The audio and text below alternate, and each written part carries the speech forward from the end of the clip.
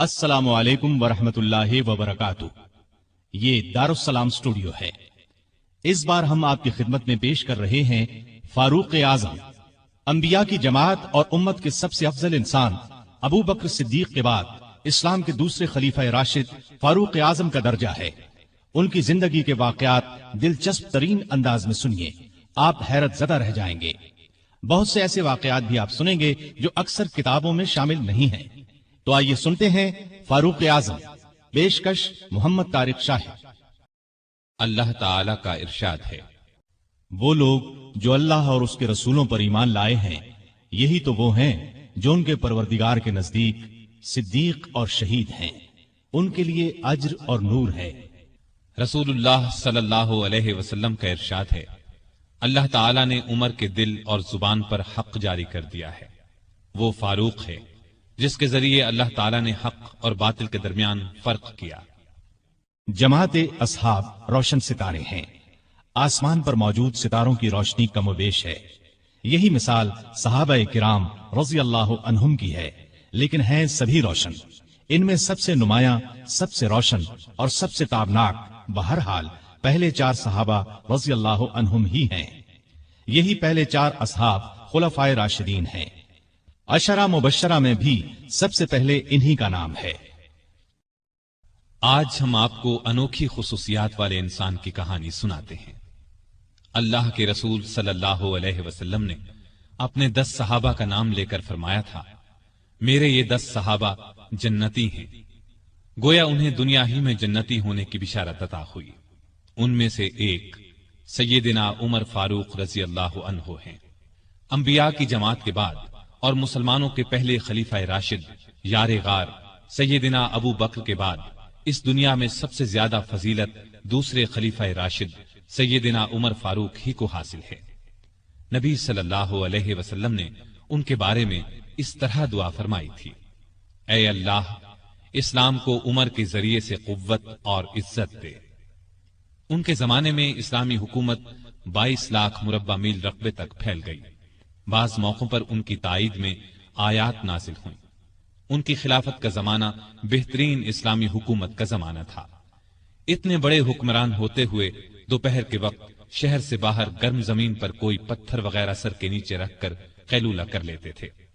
ان کے واقعات اس قدر حیرت انگیز ہیں کہ سننے والے دنگ رہ جاتے ہیں۔ بڑے بڑے طاقتور حکمران ان کے نام سے کانپتے تھے، جبکہ خود ان کا یہ حال تھا کہ جسم پر کھردرا لباس ہوتا تھا۔ آپ یقیناً ان کی زندگی کے انوکھے اوراق پڑھنا پسند کریں گے، لیکن آج آپ پڑھنے کی بجائے سن کر دیکھیں، آپ کو ایک عجیب سا فرحت بخش احساس ہوگا۔ سیدنا عمر فاروق رضی اللہ عنہ ہجری سال شروع ہونے سے 40 سال پہلے 583 عیسوی یا 584 عیسوی میں مکے میں پیدا ہوئے۔ نبی کریم صلی اللہ علیہ وسلم ان سے 13 سال پہلے دنیا میں تشریف لا چکے تھے۔ والدین نے نام عمر رکھا، کنیت ابو حفص تھی، لقب فاروق تھا، یعنی حق اور باطل میں فرق کرنے والا۔ یہ لقب انہیں نبی کریم صلی اللہ علیہ وسلم نے عطا فرمایا۔ حضرت عمر کا سلسلہ نسب 8ویں پشت میں نبی کریم سے جا ملتا ہے۔ آپ نے دنیا میں آنکھ کھولی تو مکے میں قریش کی سرداری تھی۔ یہ قبیلہ اسماعیل علیہ السلام کی اولاد سے تھا۔ قریش کے آگے چل کر 10 کے قریب قبیلے بن گئے۔ ان میں نبی کریم بنو ہاشم سے تھے، ابو بکر بنو تیم سے اور عمر فاروق بنو عدی سے۔ 10 کے 10 قبیلوں کے سپرد الگ الگ کام تھے۔ مثلا کوئی خانہ کعبہ کی دیکھ بھال کرتا تھا تو کوئی حاجیوں کو پانی پلاتا تھا، کوئی جھگڑوں کے فیصلے کرتا تھا۔ بنو عدی کے ذمے 2 کام تھے۔ قریش کو کوئی ایلچی بھیجنا ہوتا تو یہ بھیجتے تھے۔ دوسرا کام یہ تھا کہ 2 گروہوں میں جھگڑا ہو جاتا تو بنو عدی کا سردار فیصلہ کرتا تھا۔ بنو عدی کے گھر صفا اور مروہ پہاڑیوں کے درمیان میں تھے۔ عمر یہیں پیدا ہوئے اور پرورش پائی۔ ان کے والد خطاب بنو عدی کے سردار تھے۔ جس زمانے میں نبی کریم صلی اللہ علیہ وسلم نے نبوت کا اعلان کیا، خطاب فوت ہو چکے تھے۔ سیدنا عمر کے بچپن کے حالات کسی کتاب میں نہیں ملتے۔ اتنا ذکر ملتا ہے کہ بڑے ہوئے تو باپ نے اونٹ چرانے پر لگا دیا۔ اونٹ چراتے ہوئے کبھی تھک کر بیٹھ جاتے تو باپ مارا کرتا تھا۔ جوانی کی عمر کو پہنچنے تک لکھنا پڑھنا سیکھ لیا تھا۔ نبی کریم صلی اللہ علیہ وسلم نے جب اعلان نبوت کیا تو قریش میں کل 17 آدمی لکھنا پڑھنا جانتے تھے۔ ان میں عمر فاروق بھی تھے۔ اس کے علاوہ انہوں نے سپاگری، تیغ زنی اور گھڑ سواری میں کمال حاصل کیا۔ گھڑ سواری کا حال یہ تھا کہ اچھل کر گھوڑے پر بیٹھ جاتے۔ کشتی کا فن بھی سیکھا۔ اونچے قد کے طاقتور آدمی تھے، چوٹی کے کئی پہلوانوں سے مقابلے جیتے۔ شاعر نہیں تھے، اشعار پسند کرتے تھے۔ تقریر کرنے کا ڈھنگ بھی آتا تھا۔ مزاج میں غصہ اور سختی تھی۔ جوان ہونے پر تجارت کا پیشہ اختیار کیا۔ نبی کریم نے نبوت کا اعلان کیا تو ان کی عمر 27 سال تھی۔ اس وقت قریش میں بہت اونچی حیثیت کے مالک تھے، مکے کے معزز لوگوں میں شمار ہوتا تھا۔ ان کے بھائی زید بن خطاب، بہن فاطمہ بنت خطاب اور بہنوئی سعید بن زید نے جلد ہی اسلام قبول کر لیا، لیکن عمر اپنے باپ دادا کے مذہب پر سختی سے قائم رہے، ڈٹ کر اسلام کی مخالفت کی۔ مسلمان ہو جانے والوں کو مارتے پیٹتے تھے۔ مارتے پیٹتے 6 سال گزر گئے، لیکن عمر کسی ایک انسان کو بھی اسلام سے نہ پھیر سکے۔ اس دوران میں کچھ واقعات ایسے پیش آئے جن کی وجہ سے وہ سخت الجھن میں پڑ گئے۔ کبھی اسلام کی طرف مائل ہوتے، کبھی مسلمانوں کے خلاف نفرت محسوس کرتے۔ اس کی وجہ یہ تھی کہ رسول کریم صلی اللہ علیہ وسلم کے متعلق قریش کے کافروں نے مشہور کر رکھا تھا کہ وہ جادوگر ہیں۔ اس زمانے میں ایک روز انہوں نے رسول پاک صلی اللہ علیہ وسلم کو حرم شریف کے اندر نماز پڑھتے دیکھا تو وہ آپ کے پیچھے کھڑے ہو گئے۔ اس وقت آپ صلی اللہ علیہ وسلم قرآن پاک کی سورۃ الحاقہ کی بلند آواز میں تلاوت کر رہے تھے۔ اللہ کے کلام نے ان پر بہت اثر کیا۔ انہیں یقین ہو گیا کہ آپ نہ تو جادوگر ہیں اور نہ شاعر ہیں۔ دل میں اسلام کے لیے نرم گوشہ پیدا ہو گیا، لیکن باپ دادا کا مذہب چھوڑنے پر اب بھی تیار نہ ہوئے۔ قاسم بن عثمان کی روایت میں آیا ہے کہ ایک دن طبیعت نے جوش مارا، ارادہ کیا کہ جس ہستی کی وجہ سے وہ الجھن میں ہیں کیوں نہ انہیں ختم کر دیں۔ چنانچہ ننگی تلوار ہاتھ میں لے کر نکلے۔ راستے میں ایک مسلمان نعیم بن عبداللہ مل گئے۔ انہوں نے پوچھا، خیر تو ہے، ننگی تلوار لیے کہاں جا رہے ہیں؟ بولے، محمد کو قتل کرنے جا رہا ہوں۔ نعیم نے کہا کہ پہلے اپنے گھر کی خبر تو لیں، آپ کی بہن اور بہنوئی مسلمان ہو چکے ہیں۔ سیدنا عمر الٹے پاؤں بہنوئی کے گھر پہنچے۔ اس وقت ان کے بہنوئی سعید بن زید اور فاطمہ بنت خطاب کے گھر میں رسول اللہ صلی اللہ علیہ وسلم کے ایک صحابی خباب بن ارت بھی موجود تھے۔ خباب بن ارت انہیں قرآن سکھا رہے تھے۔ عمر نے دروازے پر دستک دی تو خباب گھر کے ایک حصے میں چھپ گئے۔ فاطمہ نے قرآن کے اوراق چھپا دیے، لیکن عمر تلاوت کی آواز سن چکے تھے۔ اندر پہنچ کر پوچھا، کیا پڑھ رہے تھے؟ مجھے معلوم ہوا ہے کہ تم مسلمان ہو چکے ہو، اپنے باپ دادا کے مذہب سے پھر گئے ہو۔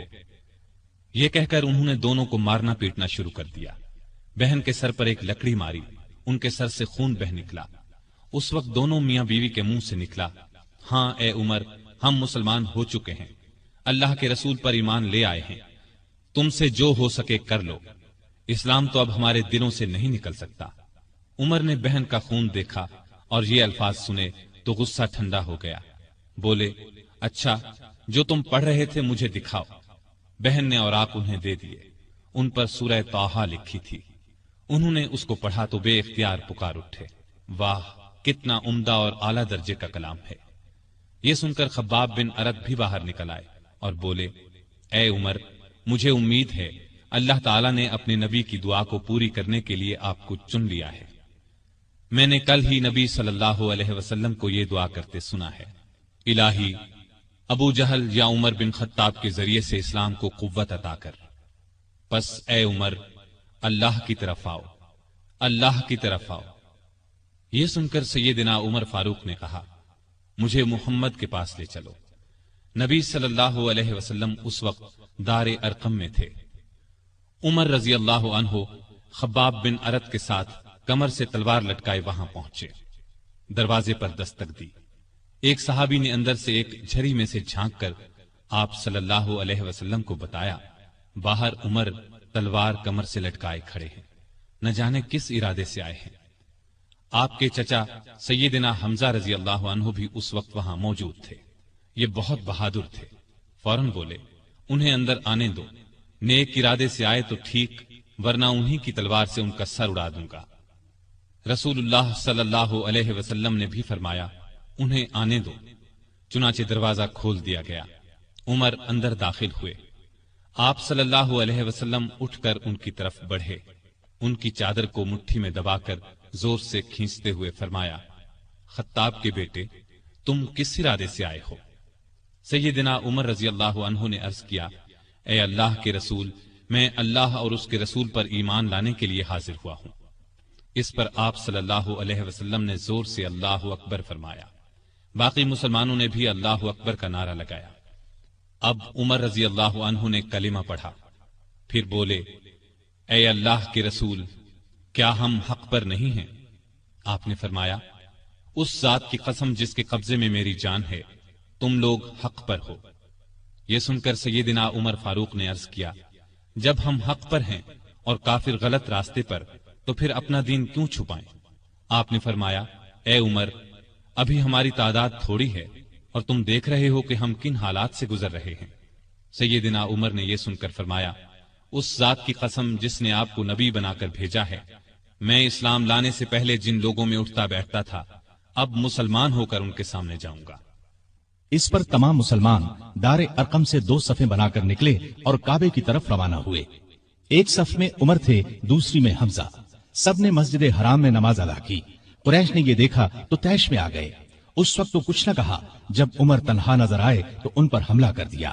انہوں نے بھی ڈٹ کر مقابلہ کیا۔ آخر کافر انہیں چھوڑ کر چلے گئے۔ یہ واقعہ نبوت کے 6 سال پیش آیا۔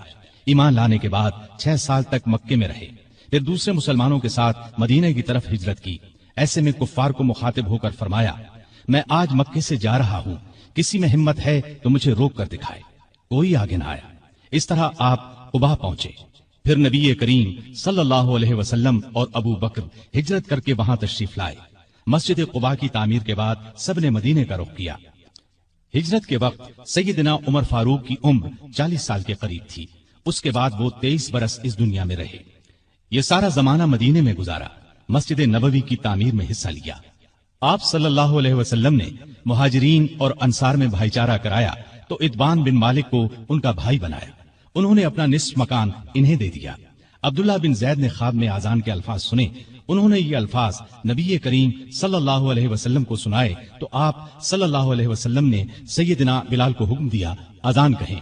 جو ہی انہوں نے اذان شروع کی، سیدنا عمر فاروق اپنی چادر گھسیٹتے ہوئے آئے اور بولے، اے اللہ کے رسول صلی اللہ علیہ وسلم، اس ذات کی قسم جس نے آپ کو نبی بنا کر بھیجا ہے، میں نے بھی بالکل یہی الفاظ خواب میں سنے ہیں۔ یہ سن کر آپ بہت خوش ہوئے۔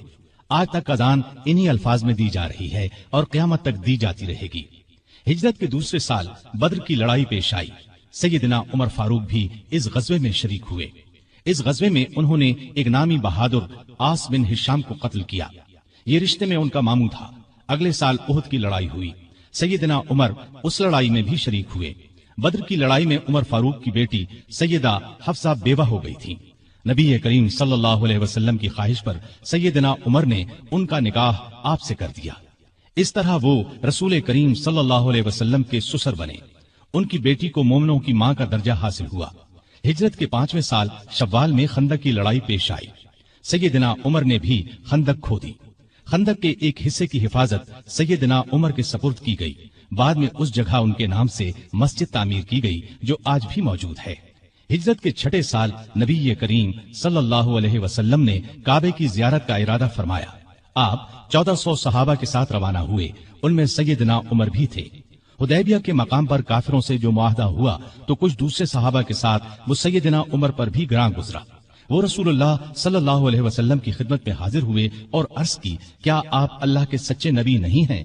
آپ نے فرمایا، یقیناً میں اللہ کا سچا نبی ہوں۔ کہا، کیا ہم حق پر اور ہمارا دشمن باطل پر نہیں ہے؟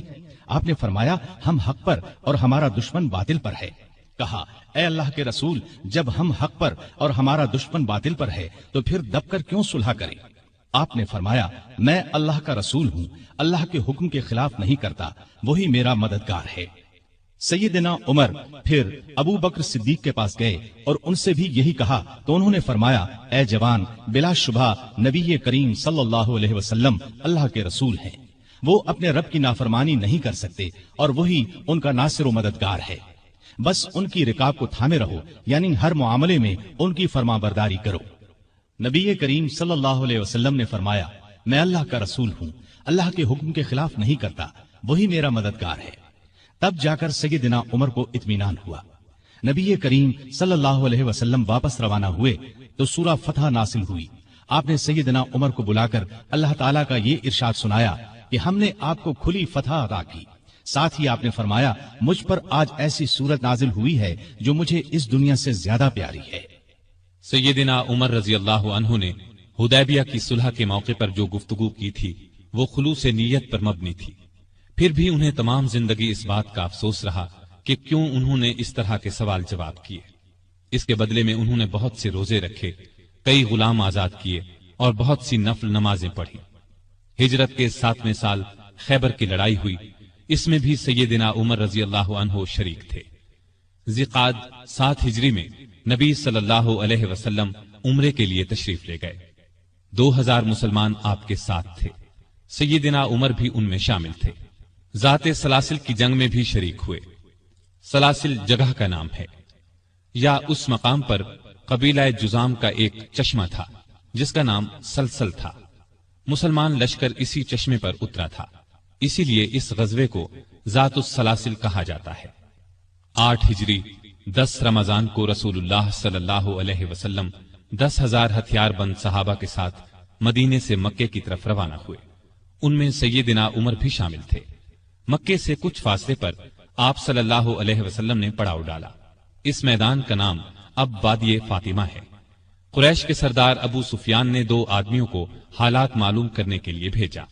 پھر ابو سفیان خود نبی کریم صلی اللہ علیہ وسلم کی خدمت میں حاضر ہوئے۔ ایسے میں سیدنا عمر رضی اللہ عنہ نے عرض کیا، اے اللہ کے رسول، مجھے اجازت دیں میں ابو سفیان کا سر اڑا دوں، لیکن آپ نے ایسا کرنے کی اجازت نہ دی۔ اس موقع پر ابو سفیان نے اسلام قبول کیا۔ ان کے بعد مکے کے باقی ماندہ لوگ بھی مسلمان ہو گئے۔ فتح مکہ کے بعد غزوہ حنین پیش آیا۔ اس غزوے کی ابتدا میں مسلمانوں کے پاؤں اکھڑ گئے۔ صرف رسول اللہ صلی اللہ علیہ وسلم چند صحابہ کے ساتھ میدان میں کھڑے رہے۔ ان میں سیدنا عمر بھی تھے۔ پھر سیدنا عباس رضی اللہ عنہ کی آواز پر مسلمان پلٹے اور کفار کو شکست دی۔ تبوک کی لڑائی کے لیے سیدنا عمر نے اپنے مال کا نصف حصہ نبی صلی اللہ علیہ وسلم کی خدمت میں پیش کیا۔ حجۃ الوداع کے موقع پر بھی سیدنا عمر ساتھ تھے۔ اس حج کے بعد ہی آپ صلی اللہ علیہ وسلم اس دنیا سے رخصت ہوئے۔ سفر 11 ہجری میں آپ صلی اللہ علیہ وسلم نے اسامہ بن زید کو اسلامی لشکر کا سپہ سالار مقرر کیا اور حکم دیا کہ جا کر رومیوں سے موتا کی لڑائی کا بدلہ لیں۔ موتا کی لڑائی ہجرت کے 8ویں سال میں ہوئی تھی۔ اس میں اسامہ کے والد زید اور بہت سے صحابہ رضی اللہ عنہم شہید ہو گئے تھے۔ چنانچہ آپ نے یہ لشکر روانہ فرمایا۔ اس میں بڑے بڑے صحابہ کے ساتھ سیدنا عمر بھی شریک تھے۔ آپ صلی اللہ علیہ وسلم نے رحلت فرمائی تو سیدنا عمر رضی اللہ عنہ کو آپ کی وفات کا یقین ہی نہیں آتا تھا۔ وہ یہ اعلان کر رہے تھے، جو شخص یہ کہے گا کہ رسول اللہ صلی اللہ علیہ وسلم نے وفات پائی ہے، میں اس کی گردن اڑا دوں گا۔ پھر ابو بکر رضی اللہ عنہ کے سمجھانے پر یقین آیا کہ نبی صلی اللہ علیہ وسلم رحلت فرما چکے ہیں۔ آپ صلی اللہ علیہ وسلم کی وفات کے بعد خلافت کے مسئلے پر مسلمانوں میں اختلاف پیدا ہوا تو اس موقع پر سیدنا عمر نے ابو بکر رضی اللہ عنہ کا نام خلافت کے لیے سب کے سامنے رکھا۔ سبھی نے اس سے اتفاق کیا۔ ابو بکر کے بارے میں سیدنا عمر کے یہ الفاظ ہیں، ابو بکر رسول اللہ صلی اللہ علیہ وسلم کے صحابی ہیں، غار کے ساتھی ہیں، یہ تمام مسلمانوں سے زیادہ تمہارے معاملات کے والی ہونے کے حقدار ہیں۔ خلیفہ بننے کے بعد سیدنا ابو بکر نے سب سے پہلے اسامہ بن زید کا لشکر روانہ فرمایا۔ یہ لشکر نبی کریم صلی اللہ علیہ وسلم کی شدید علالت کی وجہ سے مدینہ سے باہر مقام جرف پر ٹھہر گیا تھا اور پھر وفات کی وجہ سے روانہ نہ ہو سکا تھا۔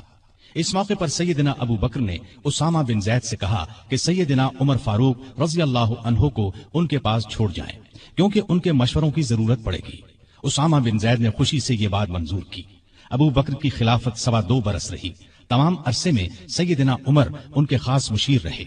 اس دوران میں سیدنا عمر نے سیدنا ابو بکر کو مشورہ دیا کہ قرآن کو ایک جگہ جمع کر دیا جائے۔ انہوں نے یہ مشورہ اس لیے دیا کہ یمامہ کی لڑائی میں قرآن مجید کے حافظ بہت سے صحابہ شہید ہو گئے تھے۔ آخر یہ کام زید بن ثابت، سیدنا عمر اور بہت سے دوسرے صحابہ رضی اللہ عنہم کی مدد سے مکمل ہوا۔ جمادی الاولی 13 ہجری میں سیدنا ابو بکر سخت بیمار ہو گئے۔ बचने की उम्मीद न रही तो उन्होंने खिलाफत के बारे में चंद बड़े बड़े सहाबा से मशवरा किया। खुद उन्होंने सैयदना उमर का नाम तजवीज किया। बाद सहाबा ने इस पर कहा कि वो मिजाज के बहुत सख्त हैं। इस पर अबू बकर ने फरमाया, जब उन पर खिलाफत का बोझ पड़ेगा तो नर्म हो जाएंगे। इस तरह तमाम मुसलमानों का सैयदना उमर की खिलाफत पर इत्तिफाक हो गया। सैयदना अबू बकर ने आखिर वक्त में सैयदना उमर को ये वसीयत की कि इराक में मुसलमान ईरानियों से लड़ रहे हैं, उनके लिए फौरन मदद भेजी जाए। इस वसीयत के बाद 22 जमादियुल उखरा को सैयदना अबू बकर ने वफात पाई। तमाम मुसलमानों ने खुशी से सैयदना उमर की बैत कर ली। इस तरह वो मुसलमानों के दूसरे खलीफा राशिद बने। खलीफा बनते ही उन्होंने अबू बकर की वसीयत के मुताबिक इराक की तरफ एक लश्कर रवाना किया।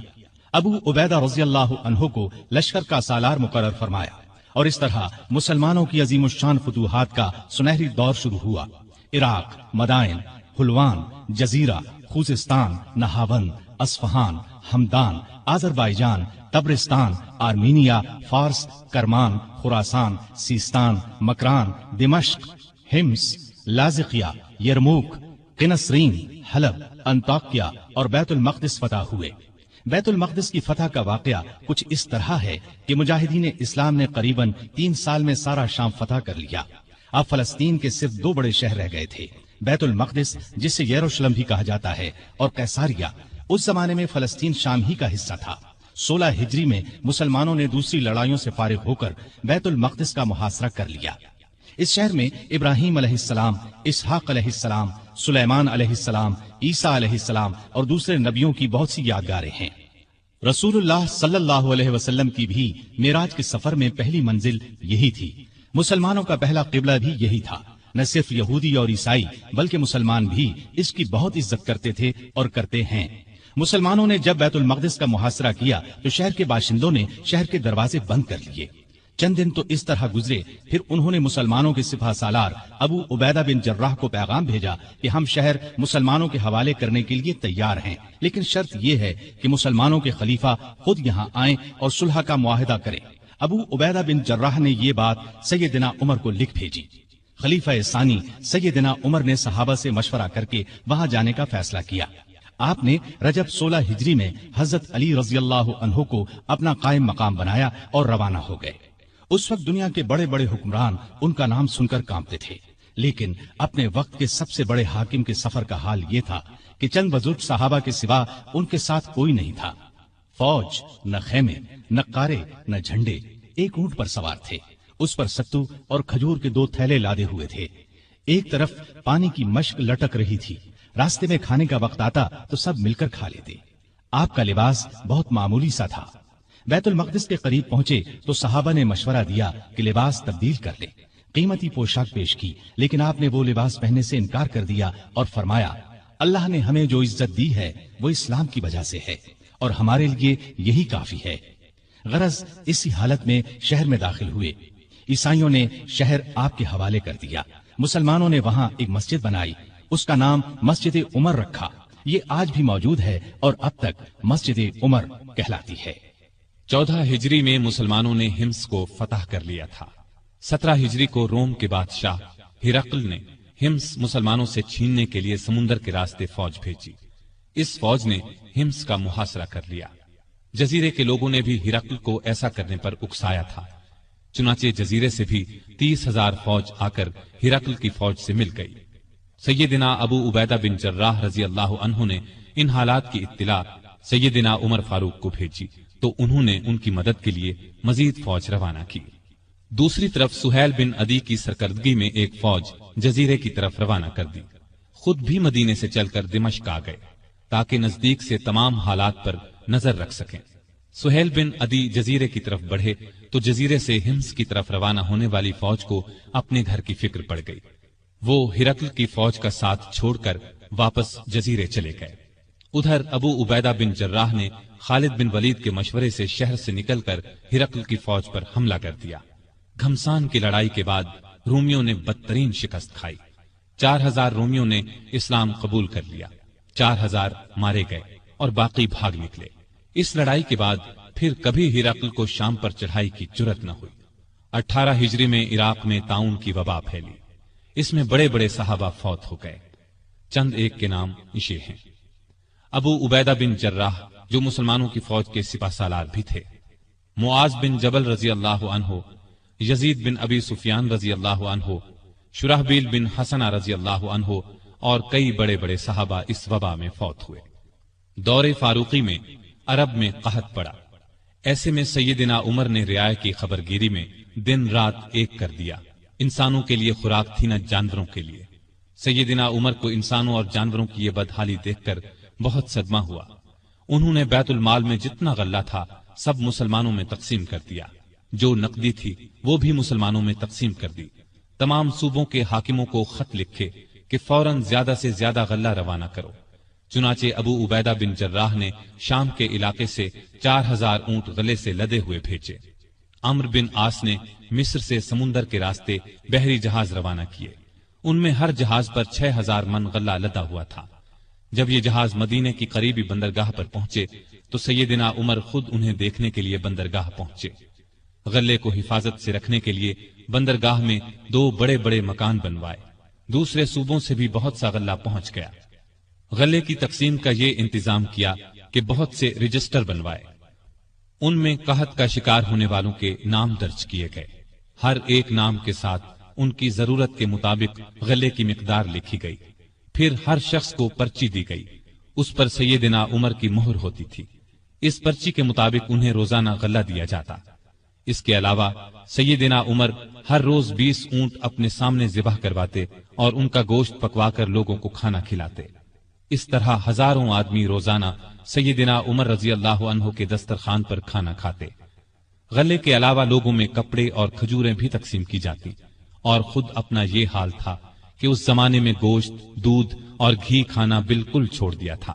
اکثر بھوکے رہتے یا عام لوگوں کے ساتھ خود بھی کھاتے۔ اس طرح اس کا اثر آپ کے جسم پر پڑا۔ لوگ انہیں دیکھتے اور کہتے، اگر قحط دور نہ ہوا تو رعایا کا غم انہیں مار ڈالے گا۔ ایک دن ایک شخص سے پانی مانگا، اس کے پاس شہد تھا، اس نے وہی پیش کر دیا۔ آپ نے شہد پینے سے انکار کر دیا اور فرمایا، قیامت کے دن اگر مجھ سے پوچھا گیا کہ لوگ روٹی کو ترس رہے تھے اور تو شہد کھاتا تھا تو میں کیا جواب دوں گا؟ ایسا بھی ہوا کہ گھی کا برتن اور آٹے کی بوری اٹھواتے اور جہاں کہیں بھوکوں کا مجمع نظر آتا اپنے خادم کی مدد سے کھانا تیار کرواتے اور انہیں کھلاتے۔ دیہاتوں میں جاتے، وہاں اونٹ ذبح کرتے، گوشت، آٹا اور کپڑے لوگوں میں تقسیم کرتے۔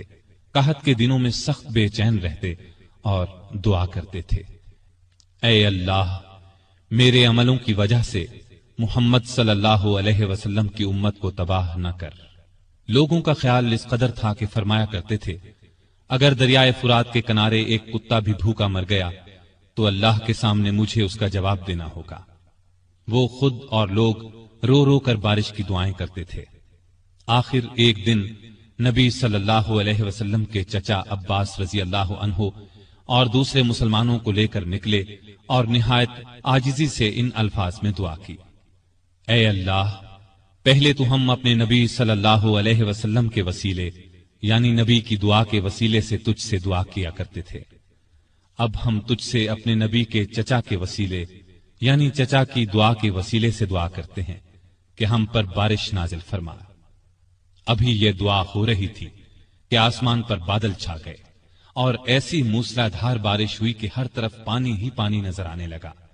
اس بارش نے خشک کھیتوں میں جان ڈال دی اور قحط دور ہو گیا۔ بیت المقدس کی فتح کے بعد شام میں قیصاریہ کا شہر باقی رہ گیا تھا، اس پر ابھی تک رومیوں کا قبضہ تھا۔ بحیرہ روم کے ساحل پر ایک بہت بڑا شہر تھا۔ یہ مہم امیر معاویہ کے سپرد کی گئی، انہوں نے شہر کو فتح کیا۔ 80,000 رومیوں میں سے بہت کم زندہ بچے۔ اب پورے شام پر اسلام کا جھنڈا لہرانے لگا۔ اس زمانے میں مصر کا ملک بھی رومی حکومت کے ماتحت تھا۔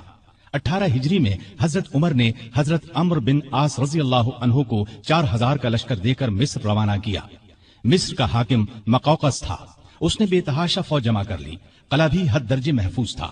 ان حالات کی خبر عمرو بن عاص نے سیدنا عمر کو دی تو انہوں نے 10,000 فوج اور بھیجی اور ان کے ساتھ بزرگ صحابی زبیر بن عوام کو سالار مقرر کیا۔ ان کے ہاتھ پر قلعہ فتح ہوا۔ اس کے بعد اسکندریہ کی باری آئی۔ اسکندریہ کی فتح کے بعد سیدنا عمر نے عمرو بن عاص کو مصر کا گورنر مقرر کیا۔ दरियाए नील मिस्र का एक बहुत बड़ा दरिया था। तारीख में है कि एक दिन बहुत से मिस्री अम्र बिन आस के पास आए और कहा, इस साल दरियाए नील में पानी बहुत कम रह गया है, हमारी फसलें बर्बाद हो रही हैं। पुराने जमाने से ये रस्म चली आ रही है कि जब दरिया में पानी कम हो जाए तो हम एक मुकर्रर तारीख को एक कुंवारी लड़की चुन लेते हैं। उसके वालिदैन की मर्जी से उसे निहायत कीमती जेवर और कपड़े पहनाकर दुल्हन की तरह बना देते हैं, फिर उसे दरियाए नील में गिरा देते हैं। इस तरह दरिया में पानी चढ़ जाता है, इर्द गिर्द के तमाम इलाके सैराब हो जाते हैं। अगर आप इजाजत दें तो हम ये रस्म अदा करें। अम्र बिन आस ने कहा, ये तो बड़ी जालिमाना रस्म है। जवाब में उन्होंने कहा, अगर आपने हमें ये रस्म अदा करने की इजाजत न दी तो मुल्क में कहत पड़ जाएगा, हम तबाह हो जाएंगे। अम्र बिन आस ने फरमाया, तुम लोग नादान हो, अल्लाह के हुक्म के बगैर दरिया में पानी हरगिज कम या ज्यादा नहीं हो सकता। इस्लाम ऐसी फजूल रस्मों को मिटाने के लिए आया है। मैं तुम्हें एक बेगुनाह लड़की पर जुल्म करने की इजाजत नहीं दूंगा। मिस्री मायूस होकर लौट गए। इत्तेफाक से दरिया में पानी कम हो गया। लोग कहत के डर से वतन छोड़ने की तैयारी करने लगे। सैयदना अम्र बिन आस ने यह सारा किस्सा सैयदना उमर को लिख भेजा। उन्होंने जवाब में लिखा, अल्हम्दुलिल्लाह, आपने मिस्रियों को बिल्कुल ठीक जवाब दिया। इस्लाम वाकई ऐसी फजूल रस्मों को मिटाने के लिए आया है। मैं एक खत भेज रहा हूं, इसको दरियाए नील में डाल देना। अम्र बिन आस ने खत को दरिया में डालने से पहले उसकी इबारत पढ़ी। उसके अल्फाज ये थे, ए नील, अगर तू अपने इख्तियार से बह रहा है तो मत बह, और अगर तू अल्लाह ताला के हुक्म से बह रहा है तो मैं अल्लाह ताला के हुजूर दुआ करता हूं कि वो तुझे पहले की तरह ज्यादा पानी के साथ जारी कर दे। ये रुका दरिया में डाल दिया गया। दूसरे दिन जब मिस्र के लोग सोकर उठे तो उन्होंने अल्लाह की कुदरत का अजीब नजारा देखा। दरिया का पानी कई गज ऊपर चढ़ गया था, किनारों से निकलकर इर्द गिर्द के इलाकों को सैराब कर रहा था। इतना ज्यादा पानी इसमें कभी नजर नहीं आया था। ये नजारा देखकर हजार हा मिस्री मुसलमान हो गए और वो जालिमाना रस्म हमेशा के लिए खत्म हो गई। सैयदना उमर रजी अल्लाह अन्हु के दौर में इस्लामी हुकूमत 22 लाख मुरब्बा मील तक फैल गई। इसमें अरब के अलावा इराक, ईरान, मिस्र, फलस्तीन, बहरैन, आर्मीनिया, आजरबाईजान, सीस्तान वगैरह बहुत से मुल्क शामिल थे। इतने बड़े मुल्क का इंतजाम सैयदना उमर ने बहुत खूबी से किया। इस्लामी सल्तनत को सूबों में तकसीम कर दिया, फिर हर सूबे को बहुत से जिलों में तकसीम किया। आमतौर पर एक सूबे में 10 से लेकर 20 तक जिले होते थे। मुल्क का इंतजाम सहाबाए किराम रजी अल्लाह अन्हुम के मशवरे से करते थे। मशवरा करने के लिए उन्होंने एक मजलिस बनाई। उसमें सूझबूझ रखने वाले बड़े बड़े जलील कद्र सहाबा शामिल थे। इस मजलिस को मजलिस शूरा कहा जाता था। इसके इजलास मस्जिद नबवी में होते थे। हर सूबे का एक गवर्नर मुकर्रर किया जाता था। खुद बिल्कुल सादा जिंदगी बसर करते थे। यही हिदायत गवर्नरों को थी। ओहदेदारों की निगरानी खुद करते थे। हज के जमाने में चारों तरफ से आए हुए लोगों से उनके गवर्नरों के हालात पूछते। लोग बेधड़क शिकायत करते। लोगों के सामने इस किस्म का खुतबा देते, लोगों, तुम पर जो लोग हाकिम मुकर्रर किए गए हैं वो इसलिए नहीं भेजे गए कि तुम्हें मारें पीटें और तुम्हारा माल छीन लें, बल्कि उन्हें मैं इसलिए भेजता हूं कि वो तुम्हें रसूलुल्लाह सल्लल्लाहु अलैहि वसल्लम के तरीके सिखाएं। अगर किसी ने इसके खिलाफ किया है तो मुझसे बयान करो ताकि मैं उसका बदला लूं। लोगों को आम इजाजत थी कि वो किसी वक्त भी अपनी शिकायत पेश कर सकते थे। एक मर्तबा मिस्र के एक गरीब शख्स ने शिकायत की कि गवर्नर के बेटे ने बिला वजह उसे पीटा है। आपने बाप बेटे को बुलवा लिया। जब दोनों आ गए तो सैयदना उमर ने उस गरीब को कोड़ा देकर फरमाया, जितने कोड़े उसने तुम्हें मारे थे उतने ही तुम इसे मारो। उस गरीब ने कोड़े मारने शुरू किए। जब तादाद पूरी हो गई तो उमर ने फरमाया, अब 2-4 कोड़े गवर्नर को भी मारो। लेकिन उस गरीब ने ऐसा करना पसंद न किया। जजीरे के गवर्नर के बारे में इत्तला मिली कि वो बारीक लिबास पहनते हैं। दरवाजे पर दरबान भी मुकर्रर कर रखा है। आपने उन्हें फौरन बुलवा लिया। उनके कपड़े उतरवाकर बालों का बुना हुआ कुर्ता पहना दिया और बकरियों का एक रेवड़ मंगवाकर उन्हें हुक्म दिया कि जंगल में जाओ और इन बकरियों को चराओ। गवर्नर का नाम इयाज बिन गनम था। वो रसूलुल्लाह सल्लल्लाहु अलैहि वसल्लम के सहाबी थे, एक सूबे के गवर्नर थे। इसलिए जब उन्होंने कहा कि वो आइंदा ऐसा लिबास नहीं पहनेंगे तो उमर ने उन्हें मुआफ कर दिया और ओहदे पर वापस भेज दिया। ایاز بن غنم جب تک زندہ رہے موٹا لباس پہنتے رہے، پھر انہوں نے کبھی باریک لباس پہنا نہ دروازے پر دربان رکھا۔ خالد بن ولید رضی اللہ عنہ اسلام کے بہت بڑے جرنیل تھے، انہوں نے 20 لڑائیاں لڑی، بڑی بڑی حکومتوں کے لشکر ان کے مقابلے میں نہ ٹھہر سکے۔ سیدنا عمر کے زمانے میں جب خالد بن ولید فتوحات پر فتوحات حاصل کر رہے تھے تو عین اس حالت میں عمر نے انہیں سپہ سالاری سے معزول کر دیا۔ جب لوگوں نے وجہ پوچھی تو انہوں نے فرمایا، مسلمان یہ خیال کرنے لگے تھے کہ یہ فتوحات خالد بن ولید کی وجہ سے ہو رہی ہیں، جبکہ فتوحات ہمیں اللہ تعالی کی مہربانی سے ہو رہی ہیں۔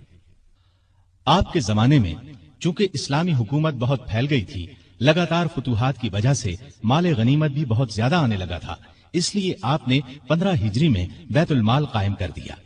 اس میں زکوٰۃ، خراج، جزیہ، مال غنیمت وغیرہ جمع ہوتا تھا اور مسلمانوں میں تقسیم کیا جاتا تھا۔ یتیموں، غریبوں اور بیواؤں کو اس میں سے وظیفے دیے جاتے تھے، ضرورت مندوں کو قرض بھی دیا جاتا تھا، جنگی ضروریات پر بھی خرچ کیا جاتا تھا۔ آمدنی اور خرچ کے معاملے میں حد درجہ احتیاط کرتے تھے۔ سیدنا عثمان نے ایک دن انہیں چلچلاتی دھوپ میں بھاگتے دیکھا۔ پوچھنے پر انہوں نے بتایا کہ بیت المال کا ایک اونٹ گم ہو گیا ہے، اس کو تلاش کر رہا ہوں۔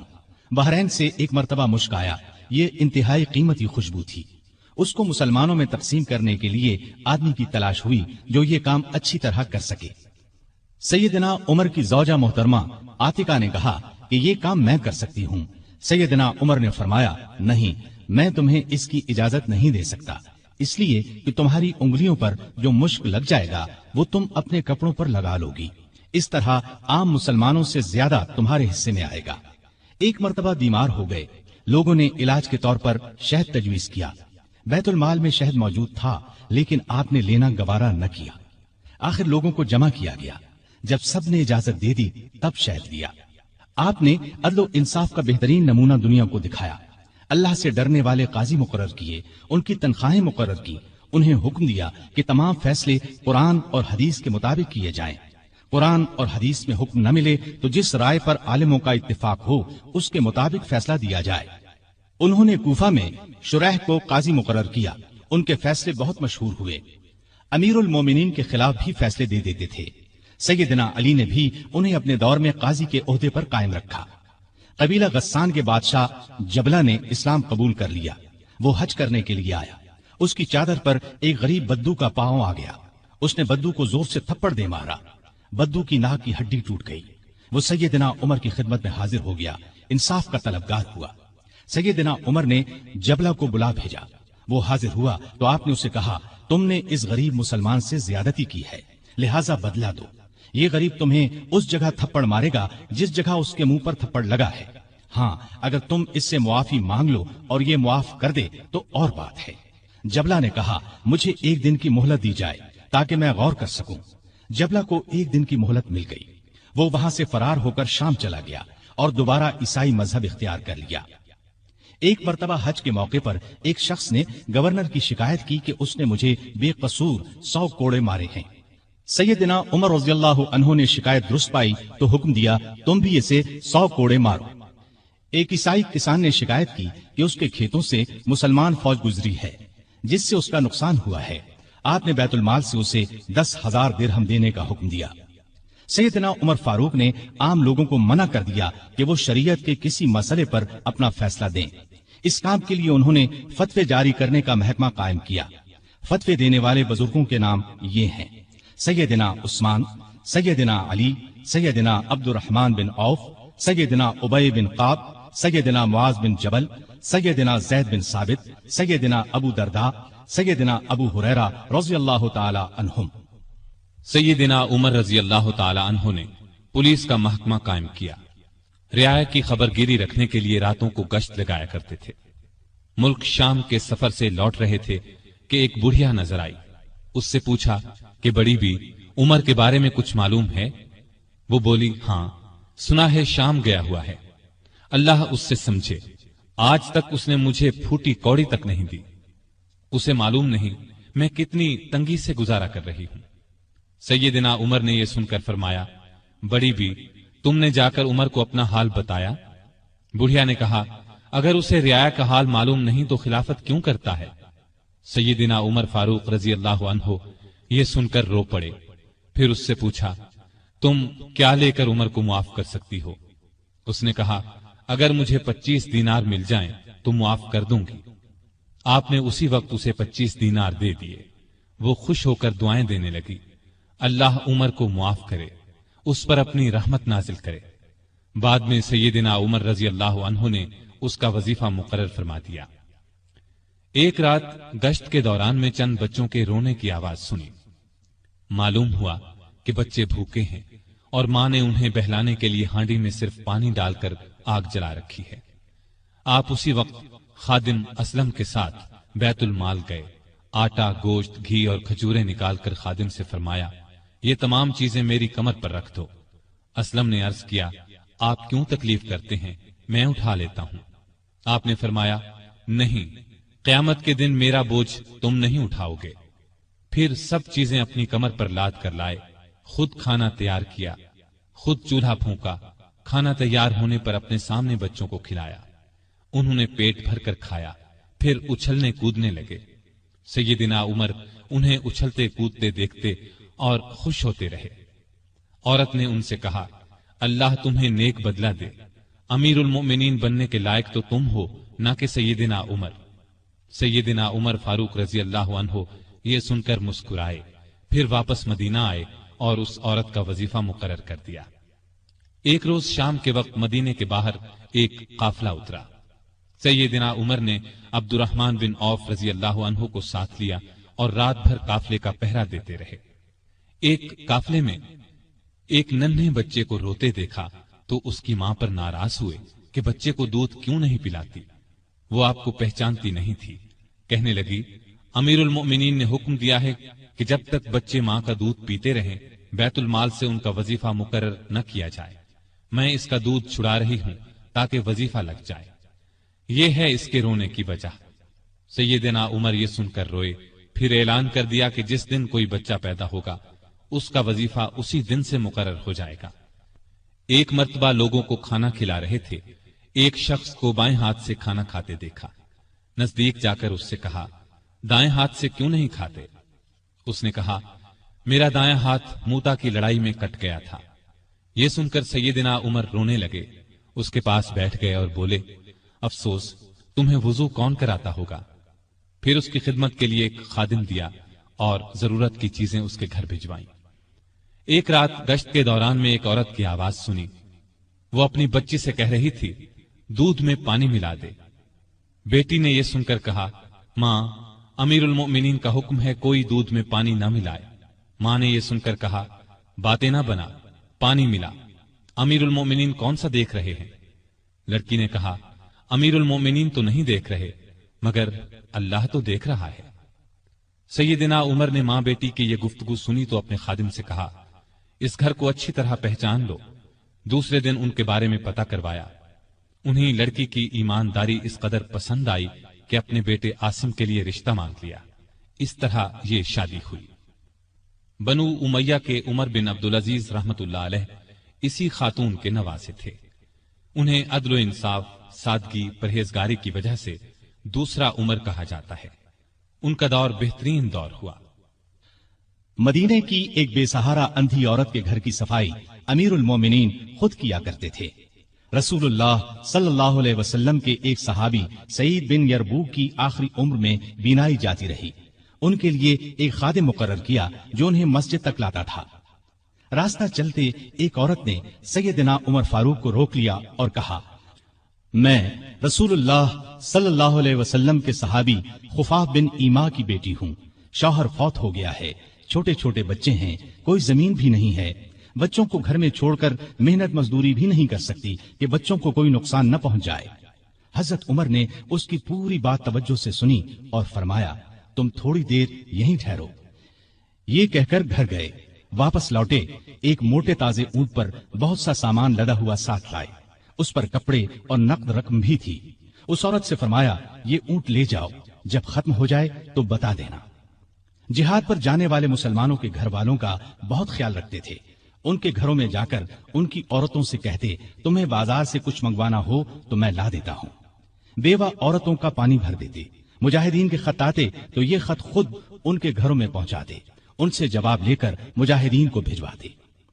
بیت المال سے حاجت مندوں کو دیتے، راستوں میں چوکیاں بنوائیں تاکہ رستے محفوظ ہو جائیں، شہروں میں مہمان خانے بنوائے، ملک میں جگہ جگہ نہریں کھدوائیں جن سے آپاشی آسان ہو گئی، سڑکیں اور پل بنوائے، نئے شہر بسائے، قریباً 4000 مسجدیں تعمیر کروائیں، حرم کعبہ کو وسیع کروایا، مسجد نبوی کو وسیع کروایا، مردم شماری کا نظام رائج کیا، سکہ جاری کیا، سن ہجری قائم کیا، جنگوں کا سلسلہ بڑھا تو فوجی نظام قائم کیا، فوجیوں کی تنخواہیں مقرر کی، مجاہدین کے بیوی بچوں اور غلاموں کے لیے وظیفے مقرر کیے، فوج کو 2 حصوں میں تقسیم کیا، ایک باقاعدہ فوج جو ہمیشہ محاذوں پر رہتی تھی، دوسری رضاکار فوج، یہ لوگ عموماً گھروں میں رہتے تھے، ضرورت پڑنے پر انہیں محاذ پر بھیجا جاتا، ان کی تنخواہیں باقاعدہ فوج سے کم تھیں۔ ملک میں جگہ جگہ فوجی چھاونیاں قائم کی، چھاونیوں کے ساتھ استبل تعمیر کروائے، ان میں 4-4 ہزار گھوڑے تیار رہتے تھے، اونٹ بھی موجود رہتے، فوج کے ساتھ خزانچی، طبیب، جراح، غنیمت کے مال کا حساب رکھنے والے، دوسری زبانیں جاننے والے اور دشمن کی جاسوسی کرنے والے بھی رہتے تھے۔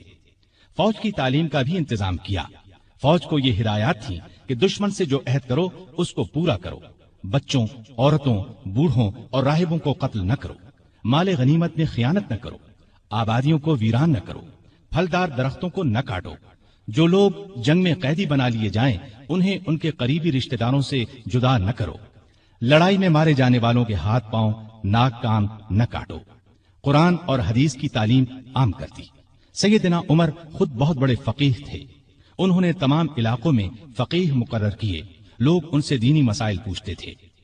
ان کے زمانے میں اسلام کی بہت اشاعت ہوئی، غیر مسلموں سے اچھے سلوک کی وجہ سے بھی اسلام بہت تیزی سے پھیلا، انصاف کا دامن کسی قیمت پر نہیں چھوڑتے تھے۔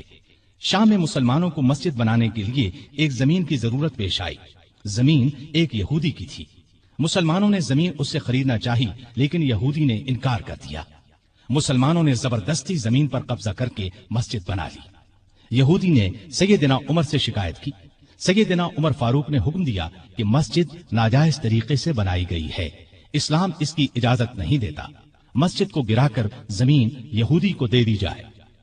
چنانچہ زمین یہودی کو واپس دے دی گئی، اس نے اس جگہ اپنا مکان بنا لیا۔ سیدنا عمر فاروق رضی اللہ عنہ دعا کیا کرتے تھے کہ اے اللہ مجھے اپنی راہ میں شہادت نصیب فرما، مجھے اپنے رسول کے شہر میں موت دے۔ خلافت کی 11ویں سال اللہ تعالیٰ نے ان کی یہ دونوں دعائیں پوری کر دیں۔ ذی الحج 23 ہجری میں حج کے لیے مکہ گئے۔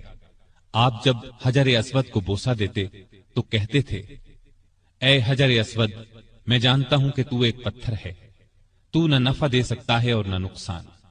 اگر میں نے رسول اللہ صلی اللہ علیہ وسلم کو تیرا بوسہ لیتے ہوئے نہ دیکھا ہوتا تو میں تیرا بوسہ نہ لیتا۔ یہ سیدنا عمر کی توحید کا کمال نمونہ ہے۔ حج سے فارغ ہو کر اس مہینے کی آخری تاریخوں میں واپس لوٹے۔ جمعے کے دن مسجد میں خطبہ دیا جو بہت طویل تھا، اس میں لوگوں کو بہت نصیحتیں کی۔ اس خطبے میں اپنے ایک خواب کا ذکر کیا اور فرمایا، میں سمجھتا ہوں میری موت کا وقت آ پہنچا ہے۔ اس کے ساتھ ہی خلافت کے بارے میں کچھ ایسی باتیں بیان کی جن سے معلوم ہوتا تھا کہ آئندہ ہونے والے خلیفہ کے بارے میں پریشان ہیں۔ مدینے میں مغیرہ بن شعبہ کا ایک غلام تھا، یہ ایرانی تھا، اچھا کاریگر تھا، اس کا نام ابو لؤلؤ فیروز تھا۔ ایک دن سیدنا عمر سے شکایت کی کہ میں دن بھر کام کر کے جو کچھ کماتا ہوں میرا آقا اس میں سے بہت زیادہ رقم لے لیتا ہے، اس میں کمی کرا دیں۔ سیدنا عمر نے پوچھا، تم کون سا کام جانتے ہو؟ اس نے کہا، میں لوہار بھی ہوں، بڑھئی بھی ہوں اور بیل بوٹے بھی بنانا جانتا ہوں۔ سیدنا عمر نے دریافت کیا، تمہارا آقا تم سے روزانہ کتنی رقم لیتا ہے؟ اس نے کہا، 2 درہم روزانہ۔ اس پر سیدنا عمر نے فرمایا، تم جو کام جانتے ہو اس کے مقابلے میں تو یہ رقم زیادہ معلوم نہیں ہوتی۔ اس پر ابو لؤلؤ ناراض ہو کر چلا گیا۔ اگلے دن ابو لؤلؤ فجر کی نماز سے پہلے مسجد میں چھپ کر بیٹھ گیا۔ سیدنا عمر لوگوں کو نماز پڑھانے لگے تو اس نے کونے سے نکل کر 2 دھاری خنجر سے امیر المؤمنین پر 6 وار کیے اور پھر صفوں میں کھڑے مسلمانوں کو زخمی کرتا باہر بھاگا، لیکن مسلمانوں نے پکڑ لیا۔ اس پر اس نے وہی خنجر اپنے پیٹ میں جھونک لیا اور مر گیا۔ ادھر امیر المؤمنین شدید زخمی ہو گئے۔ انہوں نے عبد الرحمن بن عوف رضی اللہ عنہ کا ہاتھ پکڑ کر اپنی جگہ کھڑا کر دیا، خود زمین پر گر پڑے۔ لوگوں نے نماز سے فارغ ہو کر دیکھا، جن مسلمانوں کو ابو لؤلؤ نے زخمی کیا تھا ان میں سے 7 دم توڑ چکے تھے، باقی بہت زیادہ زخمی نہیں ہوئے تھے۔ البتہ سیدنا عمر کی حالت نازک تھی۔ ایسے میں انہوں نے عبداللہ بن عباس سے پوچھا، مجھے کس نے مارا ہے؟ انہوں نے بتایا، مغیرہ بن شعبہ کے غلام ابو لؤلؤ نے۔ یہ سن کر فرمایا، اللہ کا شکر ہے، میری موت کسی ایسے شخص کے ہاتھ سے نہیں ہوئی جو اسلام کا دعویٰ کرتا ہو۔ لوگ انہیں اٹھا کر گھر لائے، دودھ پلایا گیا تو وہ زخموں کے راستے باہر آ گیا۔ اب سب کو یقین ہو گیا کہ امیر المؤمنین کا آخری وقت آ پہنچا ہے۔ لوگ غم سے نڈھال ہو گئے، ان سے ملنے کے لیے آنے لگے۔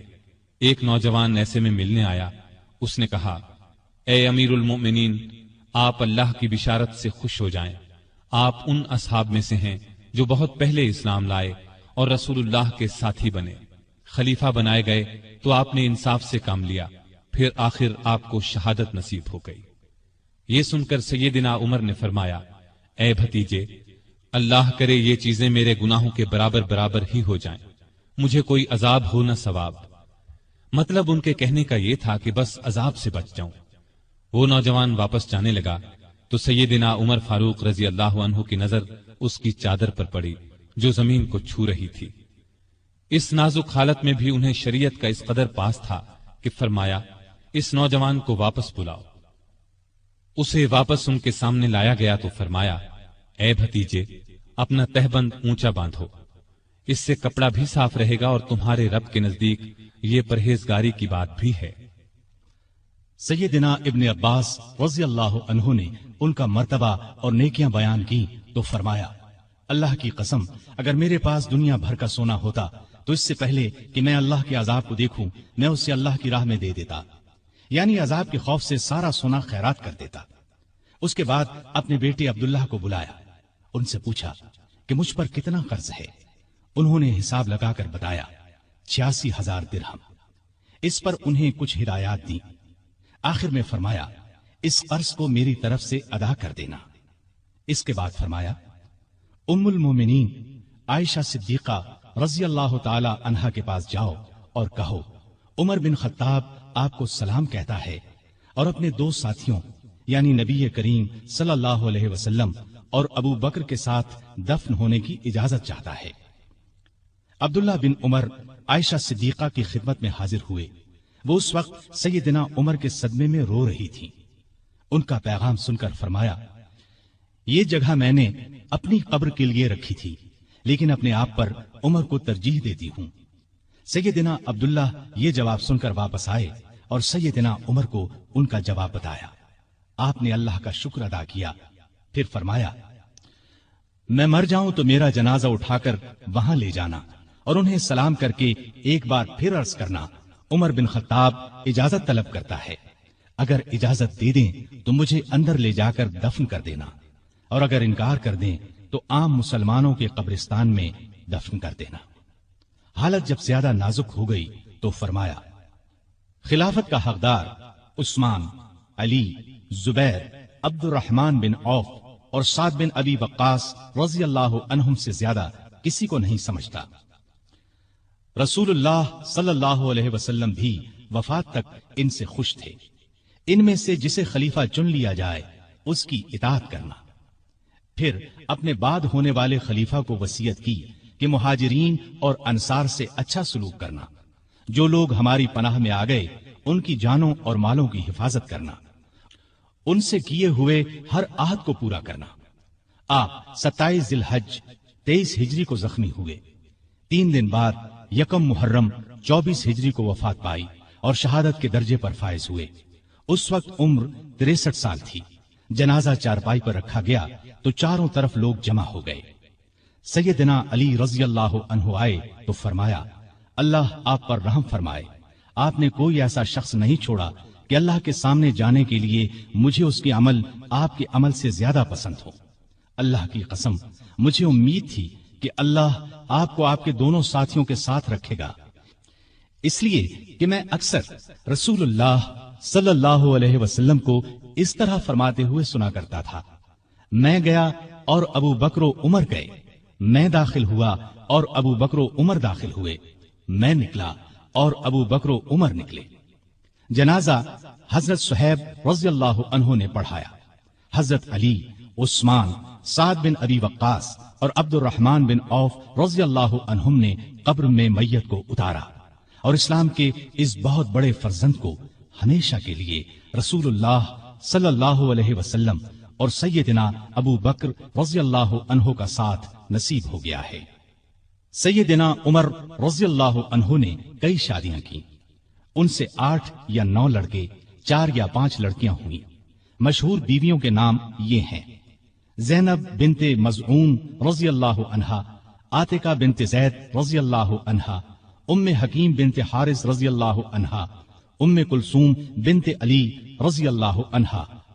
اولاد میں سے حفصہ، عبداللہ، عبید اللہ اور عاصم رضی اللہ عنہم بہت مشہور ہیں۔ حفصہ رضی اللہ عنہا کو رسول اللہ صلی اللہ علیہ وسلم کی پاک بیویوں میں شامل ہونے کا شرف حاصل ہے، وہ ام المومنین کہلائی۔ آپ میں اللہ کا خوف انتہا کو پہنچا ہوا تھا، عبادت کا شوق بھی بے حد تھا، راتوں کو جاگ کر نفل پڑھا کرتے تھے۔ قرآن کریم کی جن آیات میں قیامت کا ذکر ہے ان کو پڑھتے وقت بہت روتے۔ تراویح کی نماز کو انہوں نے باجماعت کرایا، ان کے دور سے آج تک تراویح باجماعت ادا کی جاتی ہے۔ آپ میں بردباری حد درجے کی تھی، دوسروں کی نکتہ چینی کو صبر اور حوصلے سے برداشت کرتے تھے۔ آپ نے ایک وقت میں کبھی دسترخوان پر 2 سالن جمع نہ کیے۔ رسول اللہ صلی اللہ علیہ وسلم اور ابو بکر رضی اللہ عنہ کا بھی یہی معمول تھا۔